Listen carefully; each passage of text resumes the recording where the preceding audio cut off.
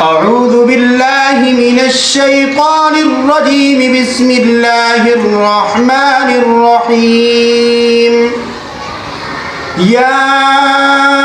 أيها الذين آمنوا إذا نودي للصلاة من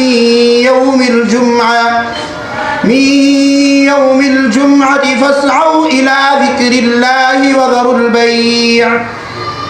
ذلكم خير لكم إن كنتم تعلمون فإذا قضيت الصلاة فانتشروا في الأرض وابتغوا من فضل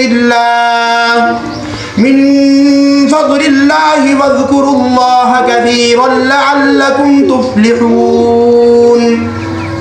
وإذا رأوا تجارة أو لهوا